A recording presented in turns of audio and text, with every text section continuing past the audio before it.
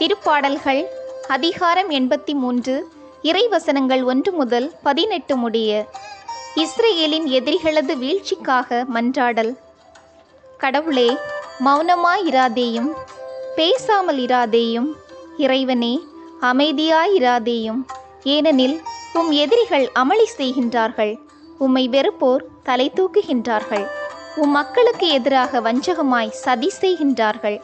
உம் பாதுகாப்பில் உள்ளோர்க்கு எதிராக சூழ்ச்சி செய்கின்றார்கள். அவர்கள் கூறுகின்றார்கள், ஓர் இனமாக அவர்களை இல்லாதவாறு ஒழித்திடுவோம். இஸ்ரேலின் பெயரை எவரும் நினையாதவாறு செய்திடுவோம்.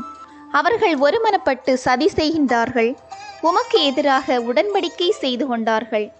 ஏதோமின் கூடாரத்தார், இஸ்மயேலர், மோவாபியர், அக்ரியர், கெபாலியர், அம்மோனியர், அமலேக்கியர், பெலிஸ்தியர் மற்றும் தீர்வாழ் மக்களே அவர்கள்.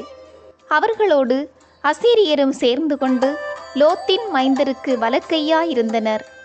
மிதியானுக்கும் கீசோ நாட்டின் அருகே சீசராவுக்கும் யாபீனுக்கும் செய்தது போல அவர்களுக்கும் செய்தருளும். அவர்கள் ஏந்தோரில் அழிக்கப்பட்டார்கள். அவர்கள் மண்ணுக்கு உரமானார்கள். ஓரேபுக்கும் செயேபுக்கும் செய்தது போல அவர்களின் உயர்குடி மக்களுக்கும் செய்தருளும்.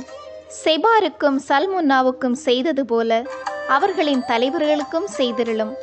ஏனெனில் கடவுளின் மேய்ச்சல் நிலத்தை நமக்கு உரிமையாக்கிக் கொள்வோம் என்று அவர்கள் கூறினார்கள். என் கடவுளே, சூறாவளியில் புழுதியென, காற்றில் பதரென அவர்களை ஆக்கியருளும்.